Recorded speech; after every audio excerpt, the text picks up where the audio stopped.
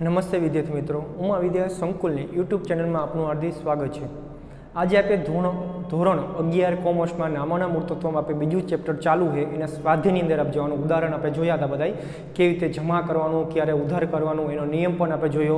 એકવાર નિયમ તો આપણે લખી એટલે આપણને ખબર પડે કે નિયમ શું છે ઉધાર જમાનો। આપણે તો પહેલાં આપણે 3 ખાતા આવે, એક વ્યક્તિ ખાતું। તો વ્યક્તિ ખાતાનો નિયમ શું છે આપણી પાસે? आ खास नियम आवड़ता होवा जोईए। तो व्यक्ति खाता नियम शू है? लेनार खाते उधार, पछी ने आपनार खाते जमा।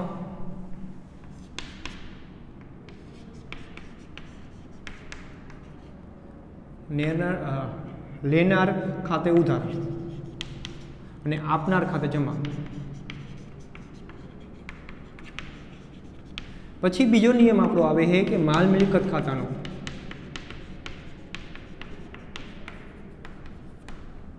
तो एनो नियम शू थाय? माल मिलकत खातानो नियम तो आवे उधार अने जाय जमा।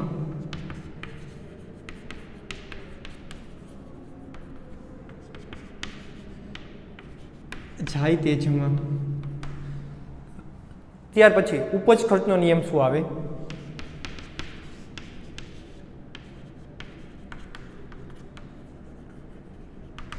उपज खर्च खातानो नियम आपणे जोईए तो एनो शू आवे? तो के नुकसान के खर्च उधार। नुकसान के खर्च हो तो उधार करवानो अने पछी अने उपज के लाभ जमा। आ 3 नियम याद राखवाना है એટલે તમને ક્યાંય એકાઉન્ટમાં વાંધો આવશે નહીં। વ્યક્તિ ખાતાનો લેનાર ખાતે ઉધાર, આપનાર ખાતે જમા। માલ મિલકતનો આવે ઉધાર ને જાય જમા। ઉપજ ખર્ચનો तो नुकसान के खर्च हो तो उधार करवानो अने लाभ के उपज हो तो जमा करवानो। आटलू याद राखवानुं। पछी खरीदी खाते हमेशा उधार थाय, वेचाण खाते हमेशा जमा थाय। खरीद परत हो तो जमा थाय, वेचाण परत हो तो उधार थाय। आटलू याद राखवानुं। अने खास एक पॉइंट आमां तमने आवशे ज कोईपण रीते धंधामांथी माल जाय, कोईपण रीते धंधामांथी माल जाय, माल जाए तो खरीद खाते जमा करवू। कोईपण रीते माल जाए तो तमारे खरीद खाते जमा करो। कोईपण रीते शू? वेचाण कर्युं नथी तेम छतां माल गयो, दाखला तरीके माल चोराई जवो, आगमां पलળી जवो, अकस्माते नुकसान थवुं, आ बधुं शुं कहेवाय? कोईपण रीते माल जाए तो जाहेरातमां आपेल माल, धर्मदामां आपेल माल, वेचाण कर्युं नथी तेम छतां माल गयो। એટલે ટૂંકમાં એટલું રાખવાનું, માલ ધંધામાંથી જાય પણ રોકડા રૂપિયા નથી આવતા, રોકડ આવશે જ નહીં। તો એવો જે માલ રહ્યો ત્યારે ખરીદીમાંથી બાદ કરવાનો, ખરીદી ખાતે જમા કરવાનું તમે, અથવા તો ખરીદમાંથી બાદ આગળ આવશે તમારે, એટલે કે ખરીદ ખાતે તમારે જમા કરવું ત્યારે। અને યાદ રાખજો, જો તમને વ્યવહારની અંદર માલ શબ્દ આવે તો જ खरीद वेचाण कहेवाय। धंधानी अंदर माल शब्द आवे तो ज तमारे खरीदी करी एवं विचारवानुं, वेचाण कर्युं वेचाण न कर विचारवानुं नहीं। एम कहे के फर्निचरनी खरीदी करी, खरीदी करी है, खरीदी करी है पण माल शब्द न आवे એટલે खरीद खाते तमारे उधार नहीं थाय। खरीदी कनी करी तो के मिलकतनी फर्निचर आई तो मिलकत खाते उधार करवानुं, आवे तो उधार। ई जो माल शब्द आवे तो ज खरीद वेचाण उधार जमा थशे, नकर नहीं थाय। खरीदी गमे एनी करे, जो माल शब्द नहीं आव्यो जेनी खरीदी करी होय एना खाते आवे तो उधार ने जातुं होय तो जमा करवानुं। हवे आपणे जो दाखला नंबर एनो 2 जोयो आपणे स्वाध्याय 2 एमां दाखला नंबर आपणे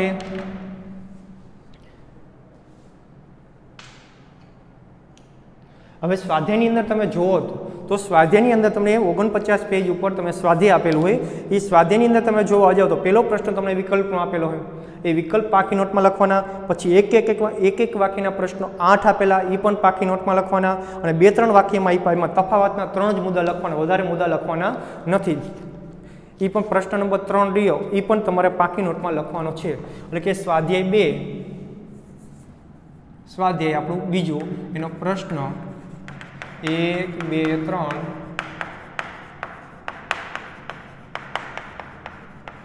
પાકી નોટમાં લખવાના છે। જ્યારે પણ સ્કૂલ ચાલુ થશે, મંજૂરી મળશે ત્યારે તમારા આ પાકી નોટો ચેક કરવાનો હોય તો ત્યાં કમ્પ્લીટ તમારે કરેલી બધી કમ્પ્લીટ હોવી જોઈએ। ત્યાર પછી આપણે प्रश्न नंबर आवे है 4। हवे प्रश्न नंबर 4 जोईए। हवे એ 4 ની અંદર આપણે શું કરવાનું કીધું એ આપણે જોઈ. તો નીચેના વ્યવહારો નીલિમાના ચોપડે, નીલિમા એટલે કોણ? નીલિમા રે એ ધંધાનો માલિક છે, ના ચોપડે કયા ખાતે ઉધાર ને કયા ખાતે જમા કરશો તે કારણ સહિત સમજાવો. આપણે કયા ખાતે જમા ને કયા ખાતે ઉધાર કરવાનું એ જ આપણે જોવાનું, કારણ આપવાનું નથી. એ કારણ આપણે મૌખિક આપણે વિચારશું, ત્યારે કારણ લખવાનું નથી. તો સૌથી પહેલા આવો દાખલો આવે તો આ રીતના તમારે પહેલા તો ખાના બનાવી નાખવાના.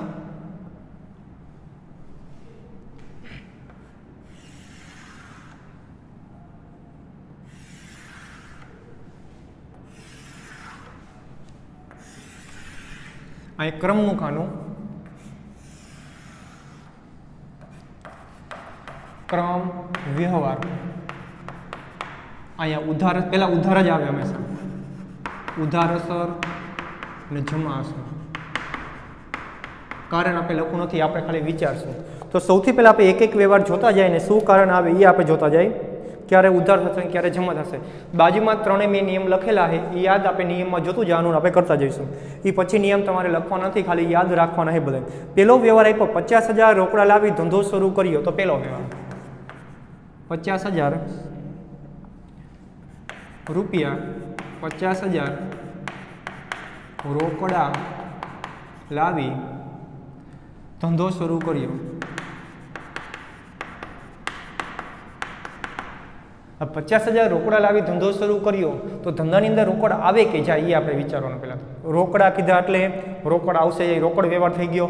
રોકડ આવે તો માલ મિલકત, રોકડી માલ મિલકતમાં આવશે. રોકડ આવે તો ઉધાર, તો કે રોકડ ખાતે ઉધાર, રોકડ ખાતે ઉધાર થાય, રોકડ ખાતે ઉધાર, આ રોકડ ખાતે તમારે ઉધાર થાય. તો જમા શું? એ આપનાર કોણ છે? રૂપિયા ક્યાંથી આવ્યા તમારે એ પણ જોવાનું હોય. તો અહીં કારણ હોય તો શું? ધંધામાં રોકડ આવે છે. પછી બીજું જોયું તો રૂપિયા આપ્યા કોને? તમે વેચાણ તો કાંઈ કર્યું નથી, તો રૂપિયા કોણ આપે? લાવી ધંધો શરૂ. કોણ કરશે ધંધો શરૂ? એનો માલિક જ કરશે. તો માલિક ધંધો રૂપિયા આપે છે, તો માલિક કોણ છે? તો કે નીલિમાબેન. આપનાર ખાતે જમા થાય. યાદ રાખજો કે માલિકના નામે કોઈ દી એના ચોપડામાં નામ એનું લખાય નહીં, ક્યાંય પણ નામ આવશે નહીં. તો કરવાનું શું? તો આપણે અગાઉ આપણે પહેલા ચેપ્ટરની અંદર જોઈ ગયા છે, ધંધાનો માલિક રૂપિયા ધંધામાં લઈ આવે તો એને શું કહેવાય? તો એને મૂડી કહેવાય. એને શું કહેવાય? મૂડી કહેવાય. ધંધામાંથી લઈ જાય તો ઉપાડ કહેવાય. લઈ આવે એટલે મૂડી, લઈ જાય તો ઉપાડ. લઈ જાય તો એના મૂડી ખાતે લખવાનું, એના ઉપાડ ખાતે લખવાનું. લાવે તો એને મૂડી કહેવાય. તો મૂડી ખાતે જમા થાય, મૂડી ખાતે જમા થાય, મૂડી ખાતે જમા થાય, ઉધાર થાય. ત્યાર પછી આગળ જોઈએ આપણે બીજો વ્યવહાર.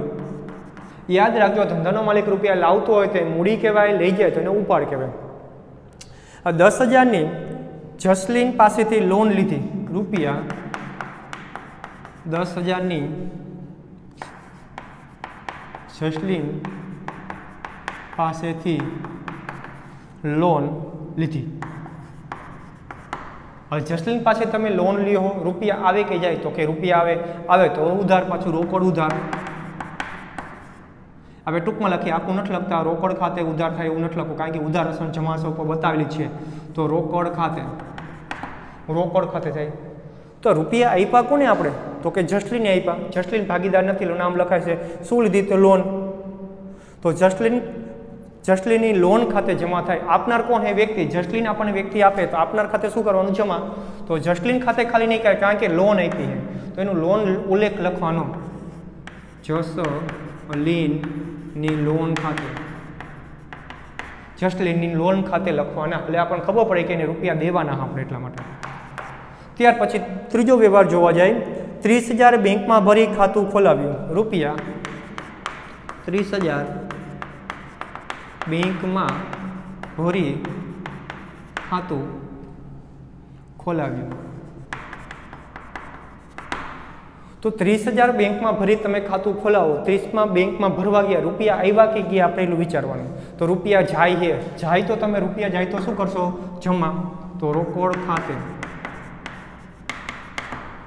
તો રૂપિયા ગયા ક્યાં? કોણ લઈ ગયું? તમારે કઈ ખરીદી તો કરી નથી, તો ક્યાં ગયા? રૂપિયા બેંકમાં ગયા. તો લેનાર કોણ છે? બેંક ઈ સંસ્થા. તો વ્યક્તિ ખાતા નિયમ લાવવો પડશે. તો લેનાર કોણ છે? બેંક. તો બેંક ખાતે ઉધાર થાય. નિયમ પ્રમાણે જ હાલવાનું છે. રોકડ આવે એટલે માલ મિલકત ખાતાનો અસર, બેંક કે કોઈ સંસ્થા આવે તો વ્યક્તિ ખાતાનો અસર કરશે. ત્યાર પછી ચોથો વ્યવહાર, રૂપિયા 8,000ની સ્ટેશનરી ખરીદી. હવે તમે 8,000ની સ્ટેશનરી ખરીદી, જો આ ખરીદી આવ્યું તો ખરીદી ન કહેવાય. કયો શબ્દ આવવો જોઈએ તો ખરીદી કહેવાય. માલ શબ્દ આવે તો જ એને ખરીદી વેચાણ કહીશું આપણે. આ ખરીદી કહેવાય નહીં. તો આપણે ધંધાની અંદર જોવા જાય, આ પહેલાં જોવા જાય કોઈ વ્યક્તિનું નામ નથી આવતું. વ્યવહાર કેવો થઈ ગયો? રોકડ વ્યવહાર. રોકડ વ્યવહાર છે એટલે રોકડ કે આવતી છે કાં તો જાતી છે. તમે ખરીદી કરો કોઈ પણ વસ્તુ, રોકડ આવે કે જાય? તો કે જાય. તો માલ મિલકતના નિયમ પ્રમાણે શું છે? જાય તો જમા. તો રોકડ જમા થશે. તો ધંધામાં આવ્યું શું? રૂપિયા શેના ગયા? તો તમે ખરીદી કરી. શેની ખરીદી કરી છે? તો કે સ્ટેશનરીની. એટલે 8,000નું કોમ્પ્યુટર ખરીદ્યું.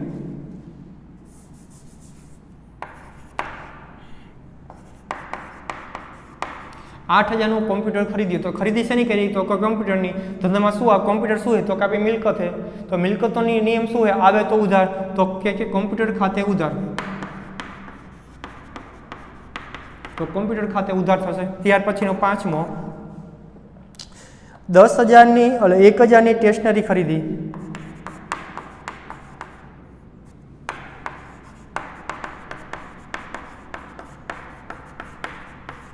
હવે સ્ટેશનરી તમે ખરીદી કરો, અહીંયા પણ ખરીદ વેચાણ તમારું નથી, માલ શબ્દ નથી આવ્યો. તો સ્ટેશનરી ખરીદી કોઈ પણ વસ્તુની ખરીદી, રૂપિયા આવે કે જાય? તો કે જાય. રોકડ જાય તો જમા. શેના રૂપિયા ચૂકવા? શેની ખરીદી કરી? તો કે સ્ટેશનરીની. સ્ટેશનરી તમારું શું? અહીંયા કોમ્પ્યુટર મિલકત હતી એટલે આપણે મિલકત કહેવાય. સ્ટેશનરી આપણી મિલકત ન કહેવાય, એ આપણો ખર્ચ કહેવાય. કેનો ખર્ચ કર્યો? તો કે સ્ટેશનરી. તો સ્ટેશનરી ખર્ચ ખાતે.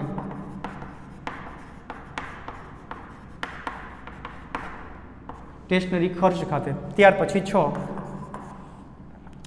20,000ની ખરીદી કરી.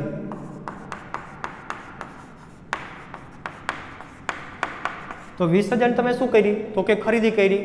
ખરીદી કરી, કોઈ પણ વસ્તુનું નામ નથી આપ્યું. ખરીદી કરી મિનિંગ શું આવ્યો? તો કે માલની ખરીદી કરી. તમારે શેની ખરીદી કરી? માલની ખરીદી કરી. કાંઈ શબ્દ નથી આવ્યો એટલે કાંઈ કીધું, મિલકત નામ નથી, કોઈ વસ્તુ એનો ખર્ચો પણ નથી લખ્યો. કયો ખર્ચો? તો માલની ખરીદી થાય. તો ખરીદી કરી. તો ખરીદી કરશો તો અહીં વ્યક્તિનું નામ નથી આવ્યું. પેલા વ્યવહાર કેવો? તો કે રોકડ વ્યવહાર. ખરીદી કરી, રોકડ આવે કે જાય? તો કે જાય. તો રોકડ ખાતે જમા. હવે તમે ખરીદી કરો, ખરીદી કરી એટલે ખરીદી શબ્દો એ માલ મિલકતને અસર કરશે. તો આવે તો ઉધાર. શું આવી? તો કે જે આપણે કંઈ ચોખ્ખોટ નથી પાડેલી એટલે કે માલની જ ખરીદી થઈ હોય તો ખરીદ ખાતે ઉધાર. ખરીદ ખાતે થાય. ત્યાર પછી 7માં કીધું 30,000ની રમણ પાસેથી ખરીદી કરી. 30,000ની રમણ પાસેથી ખરીદી કરી. તો 30,000ની રમણ પાસેથી ખરીદી કરી. વ્યવહાર કેવો થઈ ગયો? વ્યક્તિ નામ આવ્યું, ચૂકવ્યા શબ્દ નથી આપ્યો, ચેક શબ્દ નથી આપ્યો, તો ઉધાર વ્યવહાર થઈ ગયો. ઉધાર વ્યવહાર થાય એટલે એક વ્યક્તિ ખાતું ઉધાર કે જમા અસર તમારે વ્યક્તિ ખાતામાં થશે. તો રમણ પાસેથી ખરીદી કરી. રમણ પાસેથી જ ખરીદી કરી. રમણ પાસેથી ખરીદી કરી. તો રમણ આપનાર હે કે લેનાર હે? તો કે રમણ તો આપનાર હે. તો આપનાર ખાતે વ્યક્તિ ખાતા નિયમ પ્રમાણે શું થાય? જમા થાય. તો રમણ ખાતે જમા થાય. તો રમણ ખાતે તમે જમા કરશો. ધંધામાં શું? રમણ ખાતે રમણે શું આપ્યું? તો કે ખરીદી કરી. શેની ખરીદી કરી? તો કાંઈ ઉલ્લેખ ન હોય ત્યારે માલની જ ખરીદી હોય. તો તમારા માલ ધંધામાં આવે છે, આવે તો ખરીદ ખાતે ઉધાર. ત્યાર પછી આપણે 8મો જોઈ. 15,000નો માલ 28,000માં રોકડેથી વેચ્યો. રૂપિયા 15,000નો માલ રૂપિયા 28,000માં રોકડેથી વેચ્યો. હવે માલ તો આપણે 15,000નો વેચ્યો. આપણે કેટલા? 28,000માં વેચ્યો. આપણે વેચો કેવો? તો કે રોકડથી વેચ્યો. રોકડ વ્યવહાર થઈ ગયો. રોકડથી વેચો શબ્દ આપ્યો. રોકડથી રોકડ વ્યવહાર હોય એટલે આપણે માલ મિલકત ખાતામાં અસર કરશે. રોકડ કે આવતી હશે, જાતી હશે. માલ વેચો, વેચી એટલે રૂપિયા આવે કે જાય? તો કે માલનું વેચી એટલે રૂપિયા આવે, આવે તો ઉધાર. તો રોકડ ખાતે ઉધાર થાય. રોકડ ખાતે ઉધાર થયું તમારે. રોકડ ક્યારે આવી? તમે વેચાણ કર્યું, વેચ્યો હે માલ, માલ જાય હે, માલ જાય તો જમા. માલ શબ્દો ક્યારે લખાતો નથી, એના સામે માલ જાતો હોય તો વેચાણ કહેવાય, માલ આવતો હોય તો ખરીદી કહેવાય. તો માલ જાય હે તો કે વેચાણ ખાતે. યાદ રાખજો, માલ જાય અને વેચાણ કહેવાય, માલ આવતો હોય તેને ખરીદી કહેવાય. ત્યાર પછી 9મો, 8,000નો માલ 15,000માં નીલાને વેચ્યો. રૂપિયા 8,000નો માલ રૂપિયા 15,000માં નીલાને વેચ્યો. અહીંયા નીલાને વેચ્યો, રોકડ શબ્દનો ઉલ્લેખ નથી, તો વ્યવહાર કેવો થઈ ગયો? ઉધાર વ્યવહાર. ઉધાર વ્યવહારની અંદર એક કા તો ઉધાર કા જમા તમારે વ્યક્તિ ખાતે આવશે. તો આની અંદર જોવા જાય, નીલાને વેચ્યો તો નીલો લેનાર હે કે આપના? નીલાને વેચ્યો તો નીલો લેનાર થયો. લેનાર ખાતે શું થાય? તો કે ઉધાર થાય. નીલા ખાતે ઉધાર, નીલા ખાતે ઉધાર થાય. તો શું કર્યું? નીલા ખાતે ઉધાર. નીલો આપણી પાસે શું લઈ જાય? તો કે માલ લઈ જાય. માલ ધંધામાંથી લઈ જાય એટલે જાય. જાય તો શું કરવાનું? જમા. માલ જાયને શું કહેવાય? તો વેચાણ. વેચાણ ખાતે. ત્યાર પછી આપણે 10મો, 2,000નો માલ રમણને પરત કર્યો. રૂપિયા 2,000નો માલ રમણને પરત કર્યો. હવે જોવા જાય 2,000નો માલ આપણે શું કર્યો છે? રમણને પરત કર્યો છે. રમણ એ પરત નથી કે રમણને આપણે પરત કર્યો. તો રમણ આપણી પાસે માલ લઈ જાય છે. લેનાર ખાતે શું કરવાનું? તો કે ઉધાર. રમણ ખાતે ઉધાર થશે. યાદ રાખજો, એકવાર આપણે જે ખરીદી થઈ રહી હતી ત્યારે આપનાર તો હવે લેનાર થઈ ગયો. આવું જ્યારે ખરીદી વેચાણ ખરીદેલો માલ પાછો જાય તો જ્યારે નામ આપણે જમા કર્યું એ ઉધાર થઈ જાય. હવે રમણ ખાતે તો શું કર્યો? રમણને પરત કર્યો. પરત કરેલ માલ આવે કે જાય? તો કે જાય છે. માલ જાય છે. જાયને વેચાણ કહે. પરંતુ રમણને પરત શબ્દ આવ્યો. પરત આવે તો તમારે વેચાણ નહીં સમજવાનું, ખરીદી પણ નહીં સમજવાની. માલ પરત કર્યો. ક્યારે પરત કર્યો? તમે ખરીદી કરી તો પરત કર્યો તો એને ખરીદ પરત કહેવાય. એને શું કહેવાય? ખરીદ પરત કહેવાય.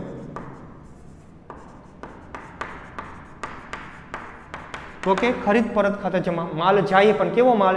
જે તમે અગાઉ ખરીદી કરી હતા એ માલ પાછો જાય છે. એટલે ખરીદો માલ પરત જાય છે એટલે ખરીદ પરત ખાતે જમા કરવાનો. ખરીદ ખાતે હંમેશા ઉધાર આવશે, વેચાણ ખાતે હંમેશા જમા આવશે, ખરીદ પરત પણ હંમેશા જમા આવશે. અને વેચાણ પરત એટલે કે વેચેલો માલ પાછો આવે તો એને ખરીદી ન કહેવાય. એને શું કહેવાય? વેચેલો માલ પાછો આવ્યો એટલે આવે તો ઉધાર. તો વેચાણ પરત ખાતે ઉધાર કરવાનું. તમે આ યાદ રાખવાનું. એક ખરીદી અને વેચાણ પરત આ બે ઉધાર થાય. અને વેચાણ અને ખરીદ પરત આ જમા થાય. ખરીદી કરી તો માલ આવે, વેચેલ માલ પરત, વેચો તો એ પરત આવ્યો તો એ માલ આવે. આવે એટલે ઉધાર. વેચાણ, વેચાણ કરેલો માલ જાય. અને ખરીદ પરત, ખરીદેલો માલ આપણે ખરીદીએ તો એ પાછો દીધો તો એ પણ માલ જાય એટલે જમા કરવાનું. પણ યાદ રાખજો, કોઈ પણ રીતે માલ જાય ત્યારે ખરીદ ખાતું એક જમા થશે, નકર ક્યાંય થતું નથી. ત્યાર પછી આપણે જોવા જઈએ 10મો થઈ ગયો. આપણે 11મો, 15,000નો માલ નીલા એ પરત કર્યો. રૂપિયા 15,000નો માલ 1500નો 15,000નો નહીં, સોરી, 1500નો માલ નીલા એ પરત કર્યો.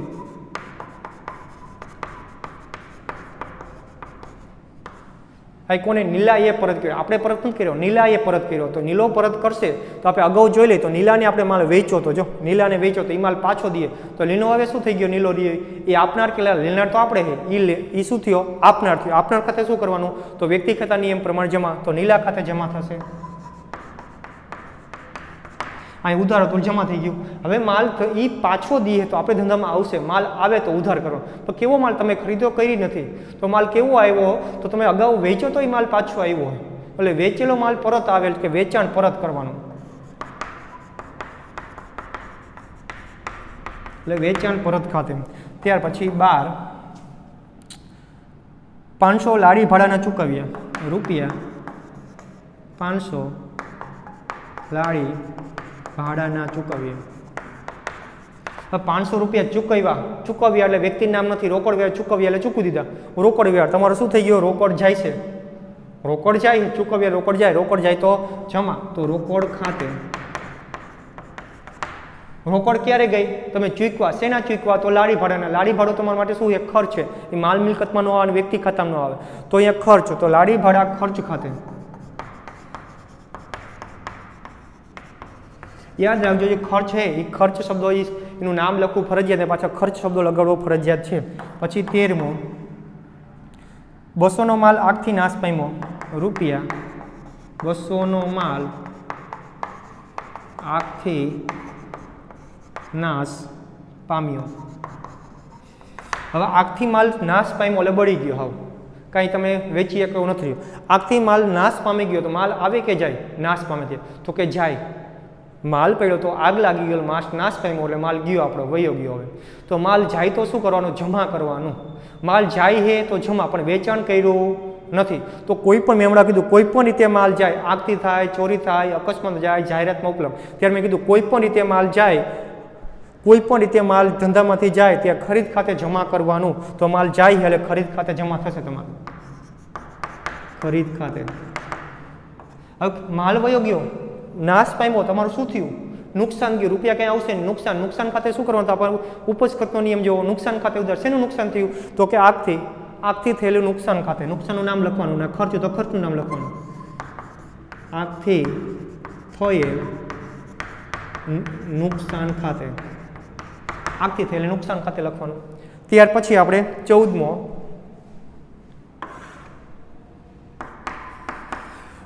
500 કમિશનના મળ્યા, 5000 કમિશનના મળ્યા.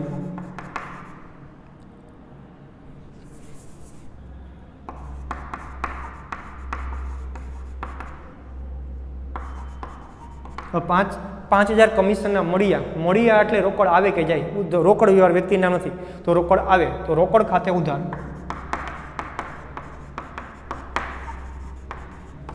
રોકડ ખાતે ઉધાર થઈ ગયું. હવે મળ્યા, શેના મળ્યા તમારે, શેના આવ્યા, તો કે મળ્યા હે, મળ્યા પણ તમારું વેચાણ તો કર્યું નથી, એમને રૂપિયા શેના આવ્યા, તો કે કમિશનના. એટલે કે કમિશન શબ્દો આવ્યો એ ઉપજ ખર્ચની ખાંદાણી, તો તમારી ઉપજ થઈ, લાભ થયો એના રૂપિયા, લાભ થયો કે ઉપજ થઈ, શેનો લાભ થયો, તો કે કમિશનના મળ્યા, તો કમિશન ખાતે જમા.